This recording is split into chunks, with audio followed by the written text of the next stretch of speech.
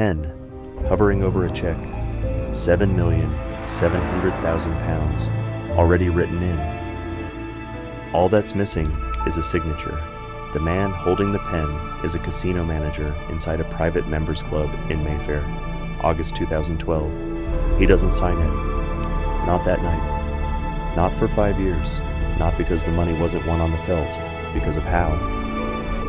The club was Crockfords, one of the oldest gambling houses in Britain, founded in 1823, built over 2 centuries on a reputation for discretion and enormous sums, changing hands quietly. Its parent company, Genting Group, runs casinos across 3 continents and has spent decades engineering systems specifically designed to make an outcome like this one statistically impossible. The game was Punto Banco, a variant of baccarat with no strategy and no skill involved, a house edge calculated to the decimal point, unmoved for generations, immune, in theory, to anything a player brings to the table. Not card sense, not memory, not anything permitted within the rules. And yet over 2 nights that August, one player and his partner walked away with winnings so large that the casino's own risk models should have flagged the result as statistically absurd before it ever happened. Crockfords did not call the police. It called its lawyers. Ask yourself what that decision actually means. If a casino believes it's been robbed, it calls the police. If a casino isn't sure what it's looking at, it calls a lawyer. A casino refused to pay out a legal win, and 5 years later, Britain's highest court agreed it was right to refuse. Would you have signed that check? Here's the question that would take 5 years and 2 countries to answer. If nobody lied and nobody touched a card out of turn, can you still call it cheating? By the end of this video, you'll have to decide that for yourself, because the Supreme Court's answer isn't the one you'd expect. The player's name was Phil Ivey. By 2012, he was an 8-time World Series of Poker bracelet winner, one of the most recognized names in professional gambling, a player whose reputation inside high-stakes rooms carried a specific kind of weight. Casinos didn't merely tolerate Ivey. Many courted him because a player of his stature drew other high rollers, and because his action, win or lose, was good for business. But poker wasn't his game of choice for the largest sums. That was baccarat, specifically the mini baccarat and Punto Banco variants offered to high-limit players. This is worth sitting with because baccarat has no decision tree for a player to exploit. Cards are dealt according to fixed rules. No bluffing, no hand-reading. No skill edge is built into the game itself. I really didn't see that as a wall. He saw it as an unsolved condition. Every serious gambler had accepted, for generations, that baccarat couldn't be beaten by skill. Ivey wasn't willing to accept that not because he had a plan yet, but because unbeatable was just a claim nobody had tested hard enough. What casino staff had noticed in the years before 2012 was a pattern in how Ivey played. He negotiated conditions. He requested specific dealers. He asked for the same shoe of cards to stay in play across sessions rather than being replaced. He brought a playing partner, Chung Yin Sun, known professionally as Kelly Sun, a Mandarin speaker who sat beside him and relayed instructions to the dealer. Each request, on its own, was the kind of accommodation high-stakes casinos routinely grant their most valuable clients. No single request triggered concern. What none of the dealers who granted them understood was what those requests were actually for. Ivey believed, right up until a Supreme Court justice read a verdict aloud, that what he was doing had a simple name: skill. He was about to find out he was wrong about the name, even though nobody would ever prove he was wrong about the method. Here's the detail that decided a £7.7 million dispute. A printing tolerance measured in fractions of a millimeter. To understand what happened at Crockfords, it helps to understand what Punto Banco is supposed to guarantee. Nothing a player does at the table should change the odds. In Punto Banco, 2 hands are dealt, player and banker, according to fixed drawing rules that neither the dealer nor the players control. Wagers are placed on which hand totals closer to 9. There are no decisions once the bet is placed. This is precisely why the game is offered at such high limits. Casinos know, to a mathematical certainty, what their edge will be over any extended session, because the outcome is governed entirely by the random order of cards in the shoe. This is why UK and US gaming regulators certify baccarat shoes and shuffling equipment separately from the casino floor itself. Randomness here isn't a courtesy, it's the license condition. If a player could reliably predict even a slightly higher proportion of upcoming cards before they were dealt, baccarat's fixed drawing rules would translate that partial knowledge directly into a betting edge, not a hunch, a calculable mathematical one.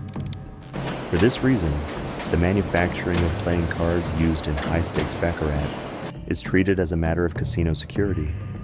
Every card in a shoe is supposed to be visually identical from the back, in every orientation, so no information leaks before it should.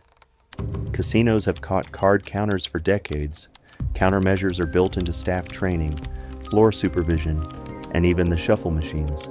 They never caught this. Why? Because nobody had written a rule against reading the back of a card that was never supposed to be readable at all. In August 2012, the cards on Crockfords' table were not identical in every orientation. They only needed to look that way, and what that near invisible printing flaw was about to make possible had never been anticipated by a single rule in the casino's rulebook. The cards in use were manufactured by Jamaco, a major supplier to casinos worldwide. On certain decks, the diamond pattern printed on the backs was not perfectly symmetrical, a manufacturing inconsistency invisible to a casual glance, but detectable to a trained eye that knew precisely what to look for. Ivey and Son knew what to look for. Their requests at the table, viewed individually, were the mechanism by which they turned that flaw into information. Son told the dealer, through a translated explanation involving superstition, that certain cards were lucky and others unlucky, and asked that the dealer rotate specific high-value cards, evens, eights, and nines, 180 degrees relative to the rest of the shoe before they were used. Dealers, trained to accommodate the preferences of high-limit players, complied. The request seemed to cost the casino nothing. Ivey also insisted on an automatic shuffling machine rather than a hand shuffle, and on the same shoe of cards staying in continuous use across the session instead of being replaced. Both requests are common among serious baccarat players, who often cite concerns about hand shuffling introducing bias. Casino staff had heard similar requests before, for entirely unrelated reasons: a superstition about lucky cards, a preference for machine shuffling, a request to keep the same shoe in play. 3 separate accommodations, granted on 3 separate grounds, by staff who had no reason to connect them. None violated a single written rule. None involved touching a card out of turn, marking a card, or telling a dealer the concealed value of any card in the shoe. Together, they built something entirely different. Read that again. None of it broke a rule. A loophole normally assumes someone wrote a rule and left a gap in it.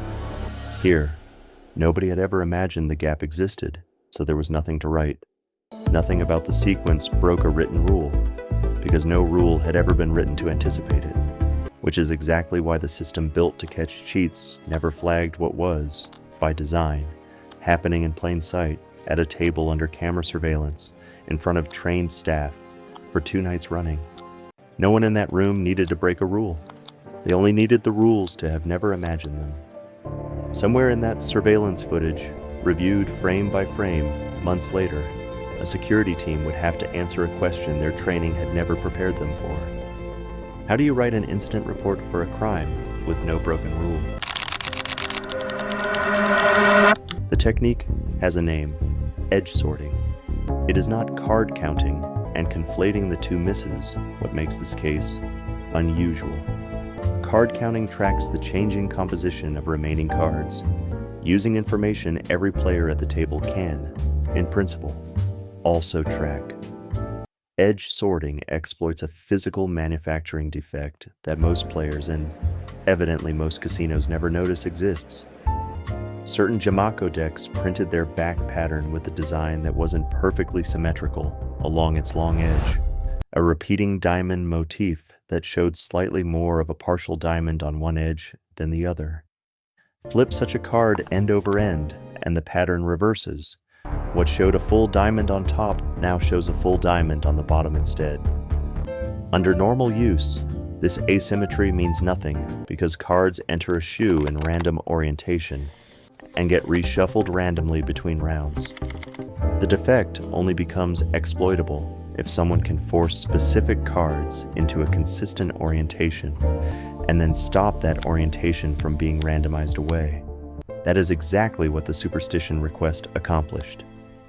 By asking the dealer to rotate the 7s, 8s, and 9s before they were shuffled in, Sun ensured that one entire category of high-value cards was physically oriented differently from every other card in the shoe. Here's where most people assume the trick is finished. It isn't. A rotated card means nothing if the next shuffle scrambles it back into randomness. Ivey's 2 remaining requests exist for exactly this reason. The machine shuffle and the retained shoe made sure the rotation survived instead of being erased, because the automatic shuffler didn't reorient individual cards end over end. From that point forward, Ivey and Sun could look at the edge pattern on the back of the next card before it was dealt and tell, purely by the direction of the printed diamond, whether it belonged to the rotated high-value group. They didn't need the exact card. Punto Banco's drawing rules make the presence or absence of a 7, 8, or 9 statistically decisive enough that knowing just the category at a rate above chance converts the house's mathematical edge into the player's. Court filings in both the UK and US documented the mechanism and its deliberate, sustained use across the sessions, findings both courts treated as central, not incidental. At no point did either of them touch a card out of turn or tell a dealer to favor them. Every individual action was, Pardon me, sir. in isolation, Your napkin. a legitimate accommodation casinos grant high-limit clients routinely. Read that again. No card touched, no lie told, and still cheating. Hold on to that contradiction, because it's about to reach the highest court in Britain, and the answer will end up applying to cases that have nothing to do with cards at all. It was about to become a question no lawyer in Britain could avoid. If Crockfords was the trial run, Borgata was the proof it wasn't luck. Between May and October of 2012, Ivey and Sun used the identical edge sorting method across 4 separate high-stakes mini baccarat sessions at the Borgata Hotel Casino and Spa in Atlantic City. The total winnings across those 4 sessions came to approximately $9.6 million, larger than Crockfords, extracted not in a single weekend, but across a pattern repeated over half a year. The requests at Borgata mirrored those at Crockfords almost exactly, a translator partner citing superstition, a rotation request, insistence on an automatic shuffler, and continued use of the same shoe. Borgata's dealers complied without recognizing the requests as connected to one another, because nothing about them was written into any list of prohibited behavior. Unlike Crockfords, Borgata paid out in full at the time. The casino didn't identify the pattern until after the winnings had already been collected. It was only once the Crockfords dispute became public that Borgata's own security team reviewed footage from 2012 and recognized the same sequence of requests they'd granted without suspicion 4 separate times. This is what turns the case from a single anomalous weekend into a documented method. The same technique succeeded at 2 of the most sophisticated gaming security operations in the world, on 2 continents, under 2 regulatory regimes, and neither casino recognized what was happening while it was occurring. Borgata would eventually sue to recover the $9.6 million, but this time, no casino lawyer would quietly decide Ivey's fate across a boardroom table. A federal judge would decide it in open court, on the record, That's the beauty of the game. with a verdict that couldn't be walked back the way a private settlement can. Crockfords never handed over the £7.7 million. In the days following the sessions, the casino's surveillance and security teams conducted their own internal review, and Genting Group's leadership made a decision. The winnings would be withheld pending investigation. Crockford's formal position was narrower than theft and stranger than fraud. The casino argued that Ivey and Son had identified a defect in the manufacturing of the cards, a flaw Crockfords hadn't known existed, and had engineered a sequence of ordinary-seeming requests, specifically to convert that flaw into a betting advantage. Genting Group characterized this as cheating, even though no existing casino rule explicitly prohibited it, and returned only Ivey's original stake. Ivey didn't accept this. He maintained, publicly and consistently, that everything he and Son had done was legitimate advantage play, no different in principle from a card counter identifying a favorable shoe. He sued Genting Casinos UK, seeking recovery of the withheld winnings. Put yourself in his position. You've built a reputation as the smartest player in the room. You do something you genuinely believe is a skill, and a casino tells you, after the fact, that it wasn't.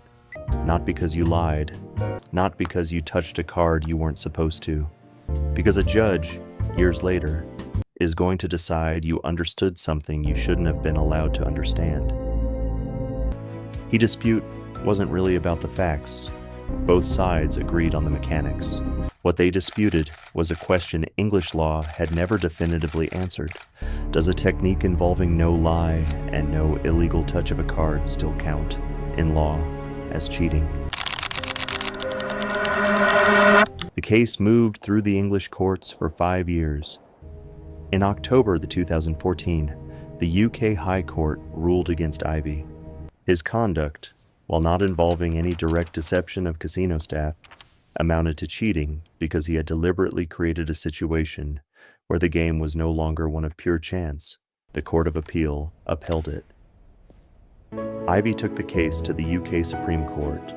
On October 25, 2017, it ruled in Ivey v. Genting Casinos, UK Limited, trading as Crockfords, and did more than settle the £7.7 million dispute. The court found Ivey had cheated, even accepting his own account as truthful and accepting that he genuinely believed his actions were legitimate advantage play. The ruling turned on this. Ivey had, through the coordinated sequence of his requests, taken positive steps to fix the deck in a way that removed the game's essential character of chance, deliberately, understanding the effect of those requests, even without telling a single lie. The court didn't ask whether Ivey lied. It asked something scarier. Does it matter what you honestly believe about your own conduct if the outcome strips fairness from a system built entirely on it? Britain's highest court said no. Comment below if you think that's the right standard. Legal scholars still don't agree on it. The court went further than the dispute required, reformulating the legal test for dishonesty across English law, discarding a decades-old test that asked whether a defendant subjectively believed his conduct was honest. The new test asks only whether conduct was dishonest by the standards of ordinary, reasonable people. It's now called the Ivey test, and it's been cited in cases that have nothing to do with casinos. In 2016, a federal court in New Jersey ruled that Ivey and Son had breached their contract with Borgata, ordering repayment of the $9.6 million. Neither court filed criminal charges. Both were civil disputes over money owed. The money was settled. What Ivey had actually done was not. Phil Ivey was never arrested, never charged. His entire exposure in both cases was civil. The obligation to return money a court decided he was never entitled to keep. The lasting effect sits elsewhere, in card manufacturing and casino procurement. In the years after the rulings, casino operators and card suppliers, Gemico included, tightened quality control specs for back pattern symmetry, treating what had been a minor cosmetic tolerance as a security-critical measurement. The Ivey test, meanwhile, has reshaped how English courts assess dishonesty and fraud, and financial cases far removed from a casino lure. What remains unresolved is not the law, but the label. Ivey still describes himself as a professional exploiting a legitimate opportunity, not a cheat. The Supreme Court, applying a test it wrote specifically because of his case, concluded otherwise, a verdict built not on what Ivey believed he was doing, but on what he did, one small, accommodating request at a time, until a game of pure chance no longer was one. Every casino in the world still runs on the same promise Crockfords made in 1823, that the outcome belongs to chance, not the house and not the player. Ivey never touched a card he wasn't dealt. He never told a dealer a false word, and a court still decided that wasn't enough to call what he did honest. Ivey still says he wasn't a cheat. Britain's Supreme Court says otherwise. That's the part of the story that outlasted the money, not the £7.7 million, not the $9.6 million, but the sentence a Supreme Court had to invent to describe what happens when someone plays a fair game by every written rule, and still ends up owning the outcome. So who do you believe? The man who says he never lied? Or the court that says the truth didn't matter? Tell us in the comments, because 10 years later, even the lawyers still argue about it.